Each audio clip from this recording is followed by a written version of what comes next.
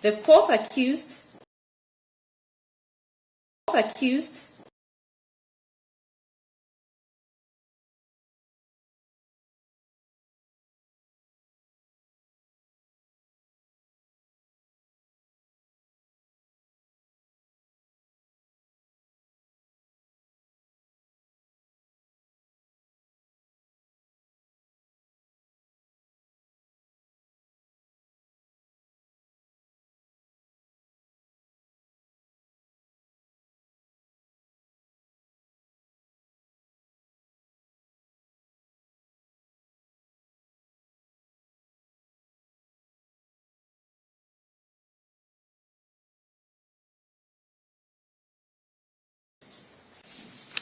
Now we are clear? Okay. So these are the further terms of my ruling. Each accused person issued with a passport is to deposit it in court within 7 days. None of the parties are to leave the court's jurisdiction without leave of court. All parties shall observe, or in the alternative, not offend the sub judice rule. This rule also applies to all court officers. Advocates are court officers. The accused persons are neither to contact nor interfere with any of the witnesses by themselves or through their agents. Breaches in any of these terms set may attract legal consequences, which are not limited to cancellation of bail. Further, prosecution will provide all documents to be relied on in the matter, as well as provide witness statements. The court vested of the matter shall give further directions on pre-trial. This matter will be allocated to for further hearing. Further direction hearing. So we'll have a mission in 14 days. Please guide me on the 17th of September. Okay. Any objections to our mention on 17th of October? Sorry, September?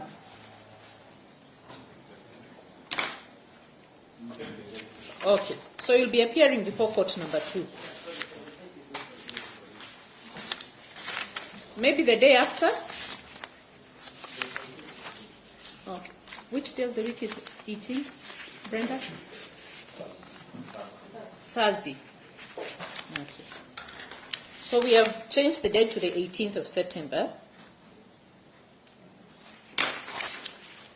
Anybody who wants any clarification? I'm done with the matter. I want to fold the file and do something else.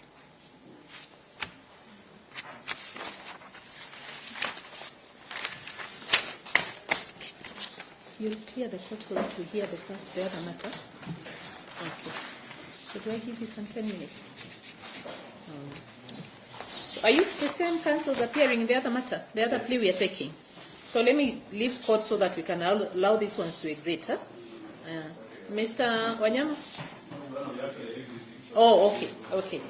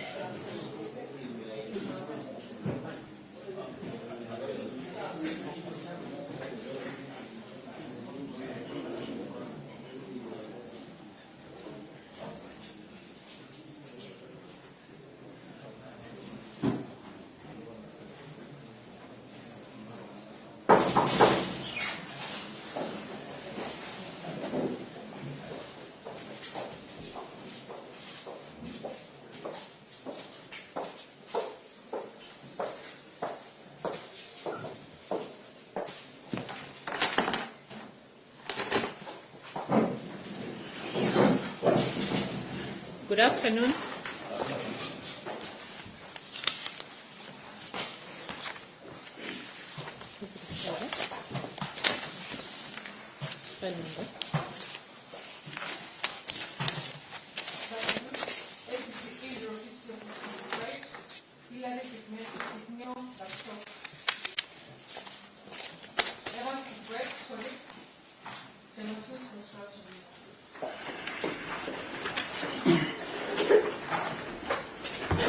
So there are charges that are facing the two of you, yes, and we'll read the charges to you.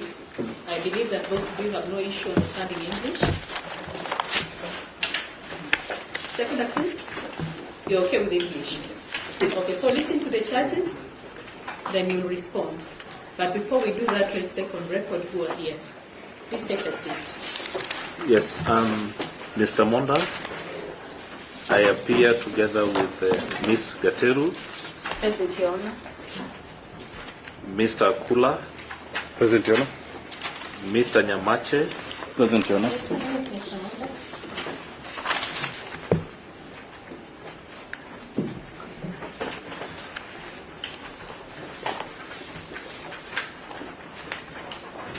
So Mr. Monda, Ms. Gateru, Mr. Akula, Mr. Nyamache, and Mr. Mosal.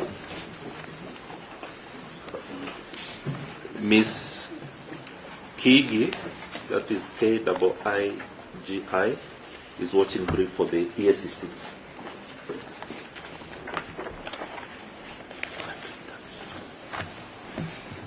Good afternoon, Your Honor. Good afternoon. In this matter, my name is Issa. For the first accused, I appear with my learned friends, Mr. Edward Owonge. Issa, your name is double S-R? I-S-S-A.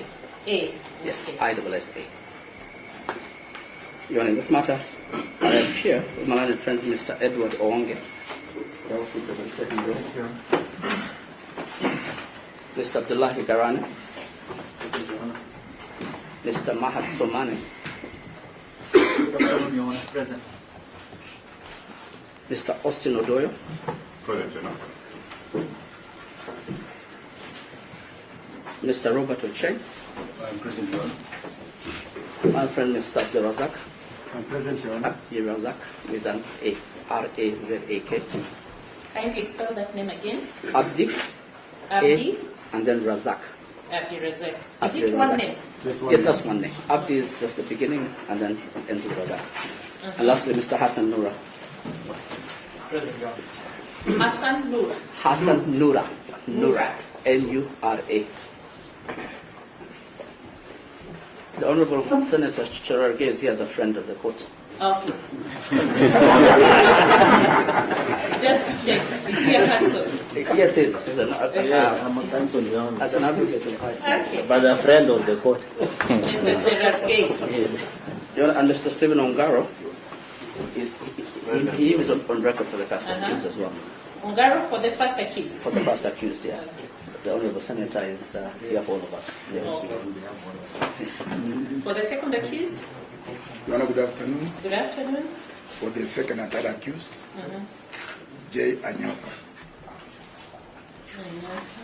The second accused is the director for the third accused. The Okay. same person.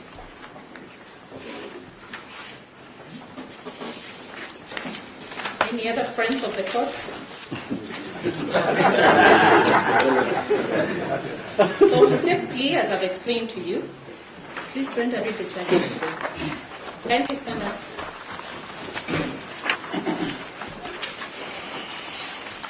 In count number 1, Hilary Kipimeno Baptok, you are charged with offense of conflict of interest contrary to section 42, as read in section 48 of the Corruption and Economic Crimes Act, Chapter 65.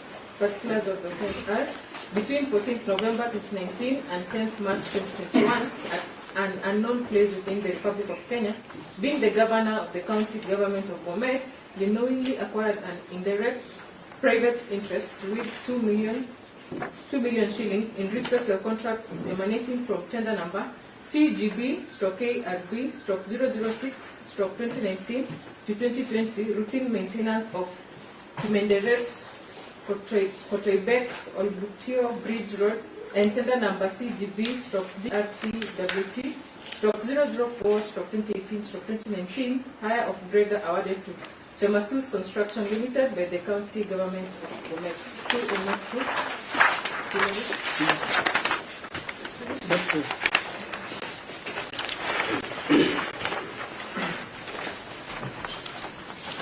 Count 2, Hilary Menobato. You are charged with the offense of acquisition of proceeds of crimes, contrary to Section 4A, as read with Section 16 of the Proceeds of Crime and Anti-Money Laundering Act, Chapter 59B. Particulars are: on or about 10th March 2021, within the Republic of Kenya, being the governor of the county government of Bomet, you acquired a sum of 2 million shillings in your Equity Bank account number 122028064513 from Chemasus Construction Limited, Equities Bank account number 12202774568887, when having reason to believe that the said monies formed proceeds of crime, to which monies received irregularly in connection with contract awarded to Chemasus Construction Limited by the county government of Bomet. True or not true? Count number 3, Hilary Menobato. You are charged with the offense of use of proceeds of crimes contrary to Section 4B, as read with Section 16 of the Proceeds of Crime and Anti-Money Laundering Act, 59B. Particulars are: on or about 15th March 2021, within the Republic of Kenya, you transacted a sum of 300,000 shillings from your Equity Bank account number 122028064513 to your Equity Bank account number 02101979399281, while having reason to believe that the said monies formed proceeds of crime, to which monies you received irregularly from a contractor of the county government of Bomet. True or not true? Not true. Count number 4, Hilary number 2. You're charged with the offense of use of proceeds of crime, contrary to Section 4B, as read with Section 16 of the Proceeds of Crime and Anti-Money Laundering Act, 59B. Particulars are: on or about 20th March 2021, within the Republic of Kenya, you transacted a sum of 314,000 shillings from your Equity Bank account number 122028064513 to Equity Bank account number 12205804836652, while having reason to believe that the same monies formed proceeds of a crime, to which monies were received irregularly from a contractor of the county government of Bomet. True or not true? Not true. Count number 5, Hilary Berto.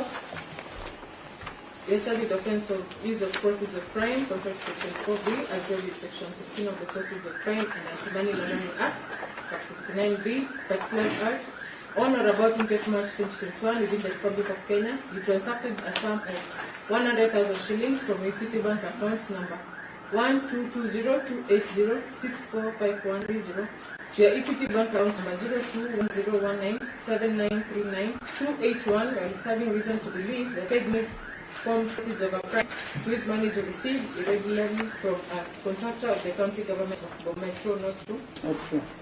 Count number 6, Hilary Menobato. Use of proceeds of crimes contrary to Section 4B, as read with Section 16 of the Proceeds of Crime and Anti-Money Laundering Act, 59B. Particulars are: on or about 29th March 2021, within the Republic of Kenya, you transacted a sum of 750,000 shillings from your Equity account number 122028064513 to Maurice Munene Kinyo, while having reason to believe that the said monies formed proceeds of crime, to which monies were received irregularly from a contractor of the county government of Bomet. True or not true? Not true. Count number 7, Hilary Menobato, Evans Victoria, Chemasus Construction Limited. They are charged with the offense of money laundering, contrary to Section 3B1, as read with Section 10 of the Proceeds of Crime and Anti-Money Laundering Act of 2009. particulars are on or about the 10th March 2021 within the Republic of Kenya, with the Governor of the County Government of Bomet, a Director of Chemasus Construction Limited and a Limited Liability Company, respectively, was known that 2 million shillings formed proceeds of crime. We entered in an agreement to transact the said sum of money from Chemasus Construction Limited Equity Bank account number 1220277456887 into the Equity Bank account number 12202806453130 in the name of Hilary Kikmeno Bartok, whose effect was to conceal the source of the said money. Hilary Kikmeno. True or not true? Not true. If Evans equates true or not true? True or not true? Not true. Chemasus, true or not true? Not true. So a plea of not guilty is entered against the first accused in counts 1 to 7 all inclusive. Also a further plea of not guilty is entered against the second and third accused in count 7. You may take your seats. You're on behalf of the accused, Yes, first sir. accused Counsel, person. please.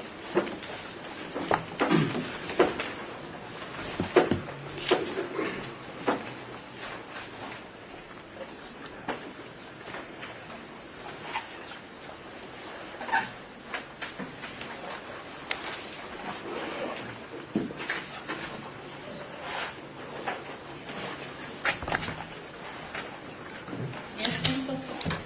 Yeah. Perhaps you can start with defense. Let's start with the Mr. Wanda? prosecution. Yes, Your Honor, in this matter, the DPP is not opposed to the release of the accused persons on bail, stroke bond terms, save to indicate to the court that upon release on bond terms, taking into account the nature of charges that they each face, they should not leave the jurisdiction of the court without permission of this honorable court or the trial court.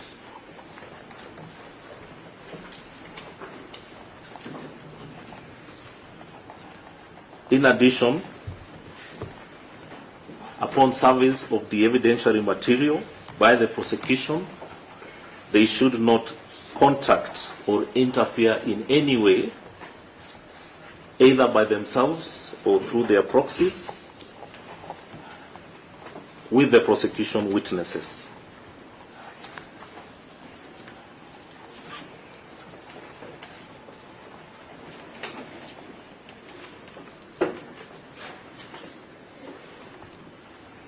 In case each of the accused persons holds a passport,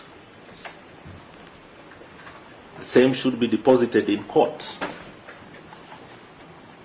and seek the permission of the court in case they wish to travel outside the country.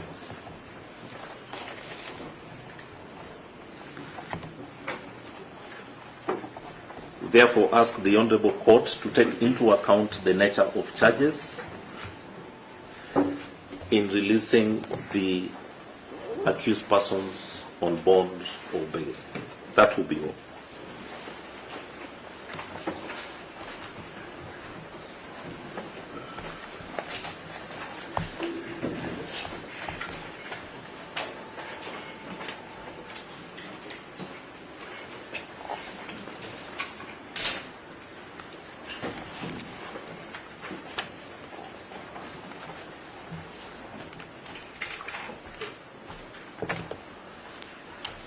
And maybe, Your Honor, before I pen off, Yes. they should also not make any comments,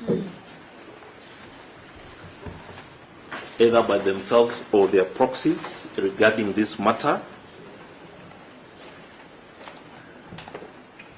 except in court, in order to preserve the integrity of the proceedings.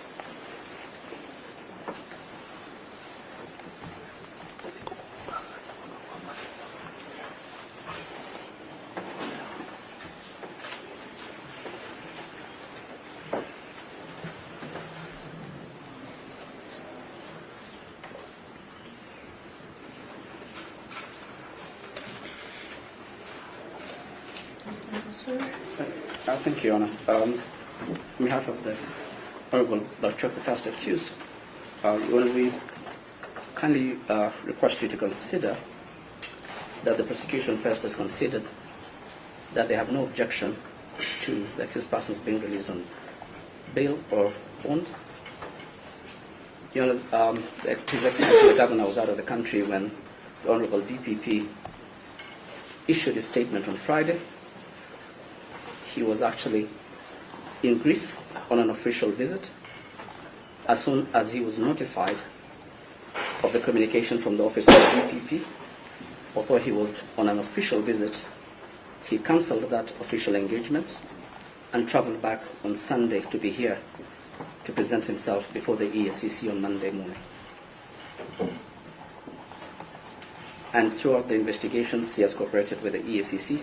At any time they required him to appear before their officers, they did not need to send their van, which is it's a very popular method of them ensuring compliance. He has always appeared on his own account, using his own means at the ESCC. And as second-term governor, he undertakes to cooperate with the court. He'll be here as and when required for any of the hearing sessions. He has no intention of interfering with any of the witnesses. He's keen to have this matter proceed expeditiously so that his innocence can be confirmed by this honorable court. And so, Your Honor, this is one of those exceptional cases where we'll be kindly requesting that the court releases him on a free bond, or technically in his own recognizance, that he undertakes to appear at any time that he'll be required by the court. And looking at the charges, there are only 7 counts, and majority of those counts deal with the Honorable Governor moving money from his own account to his account. So this is a kind of charge where Milimani friend Mr. Monda will have no problem if the Honorable Governor is released on a free bond, because he'll be here as and when it's required.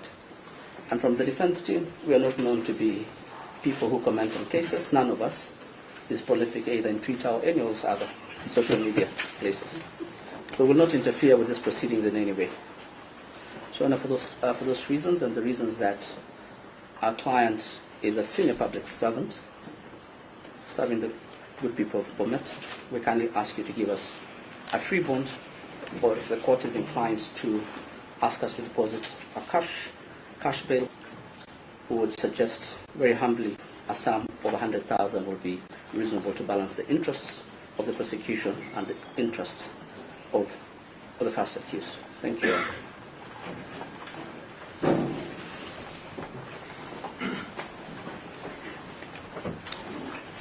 Do any of your co-counsels intend to say anything? No, you don't. He's spoken for all of us. Okay, thank you. Mr.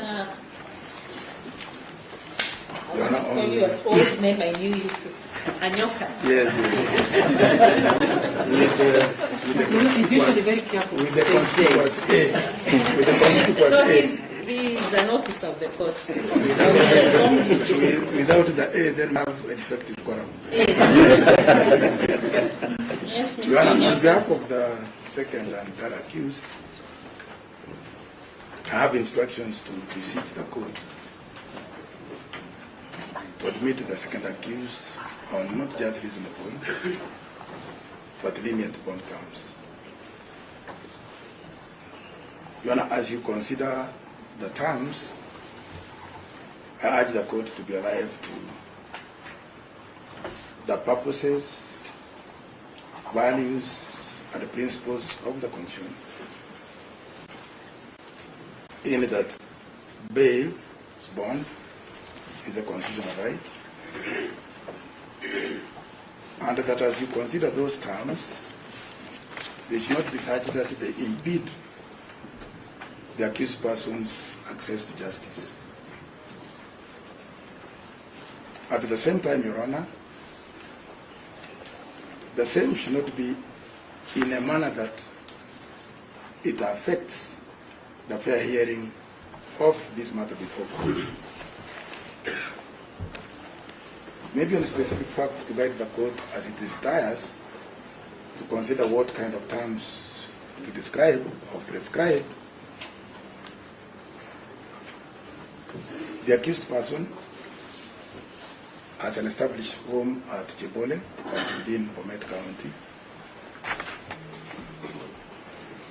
He is a businessman, but more importantly, he's engaged in dairy farming and makes a significant contribution to the food security of this nation.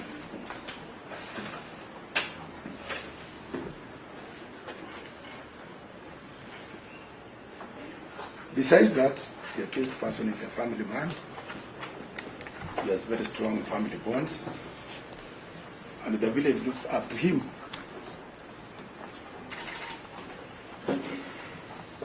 For guidance. Your Honor, during the subsistence of the investigations, the accused person cooperated fully. He could answer calls as and when they were made. He followed up missed calls by following up by making calls to the investigators. He provided any information as and when required. He has never displayed or demonstrated any indication of a possibility of him absconding this court process.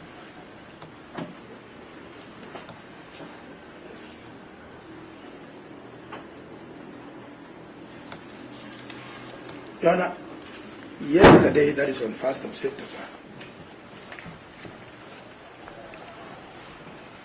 the accused person received information from a friend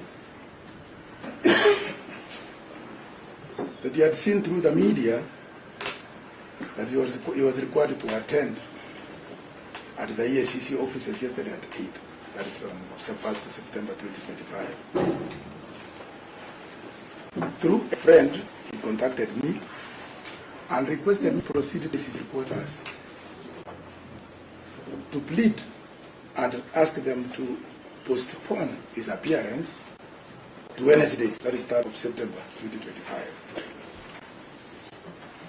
The reason being that he received the information very late, and in addition to that, he had a sick patient who required urgent medical attention. I proceeded to EACC headquarters on behalf of the second accused.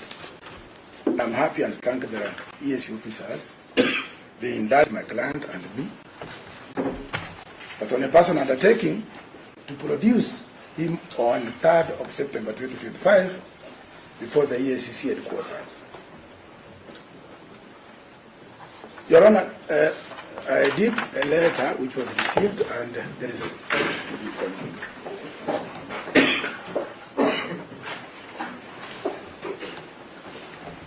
When I look at that letter, I made a personal undertaking to produce him on 3rd of September 2025. However, in unprecedented and precedent-setting action,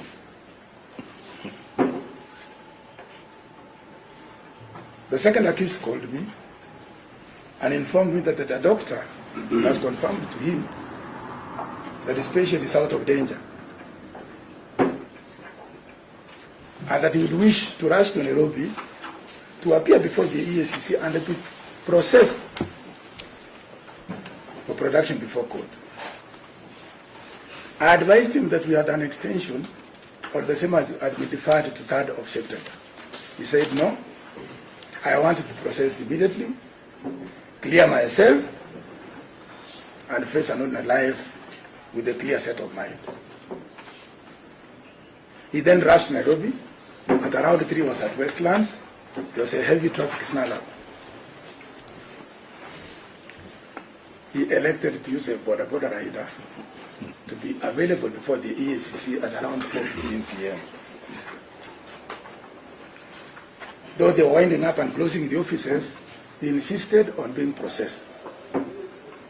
He could not afford to wait any longer.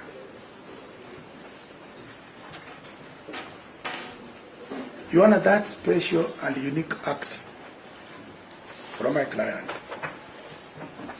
is something that I have not witnessed for over 20 years of my practice, as a practitioner and as an ordinary citizen. First, in similar circumstances, I would have opted to be here on the 3rd of September 2025. But on his own volition, he elected to bring forward the date for being processed and charged.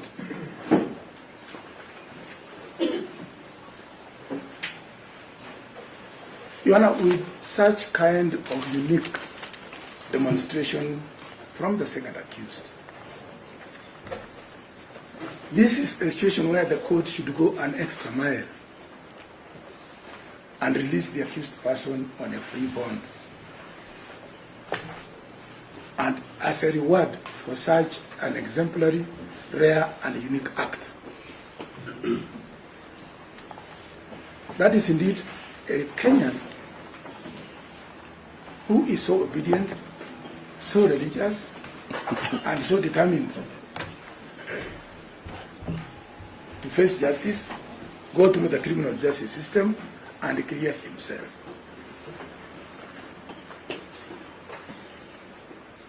On the issue of the amount of cash bail, I saw he had started some WhatsApp group trying to invite friends to raise some money for him. And it's just shown me that he's raised around 15,000. We believe by the time maybe the court concludes declaring the bond terms, he shall have been able to raise some Kenya shillings, 20,000. But otherwise, this is a fit case for release on a free bond. Thank you.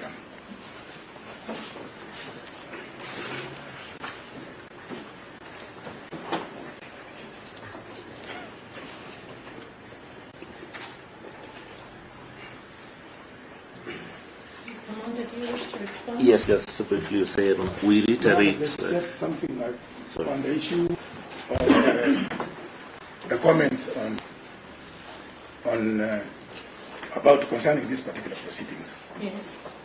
This concerning the part of my client, the application by the prosecution concerning comments on this particular case, it appears the prosecution is making an application against themselves. It's the prosecution who have elected to prosecute this particular matter through the media. We've seen breaking news, immediate release, high-profile arrests. My client, who is a humble person, and as I said earlier, is a dairy farm, really communicates to his family and those who assist him in tending to his livestock. He's not a danger at all. On the issue of youth bonding, we've already addressed that particular issue. Yes, just beginning with that issue, all I said is that the matter is now within the domain of the court. Yes. So any comments or references to the matter will be deemed sub judice. So therefore, going forward, there should be no comments, reactions on a matter that is already pending before court. Secondly, we reiterate that you should individually look at the charges each of the accused persons is facing.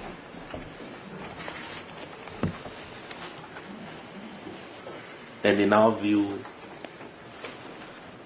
direct that they be released on bond terms that are just, fair, and reasonable in the circumstances, but not free bond. That will be all.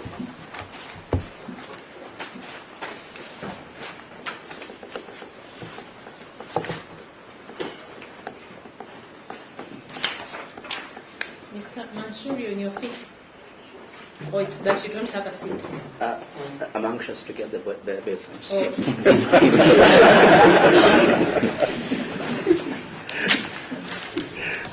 You'll allow me some 30 or 40 minutes, I'll give everyone. That's one.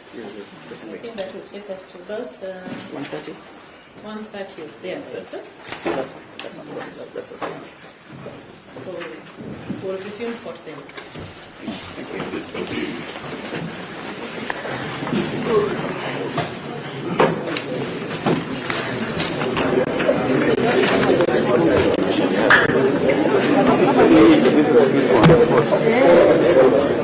Nadhani kwa mekopi hizo kwa hizo conditions hata kwenye yeah.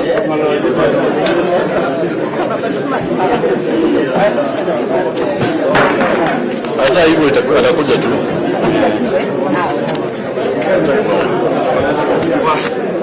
Kanoka.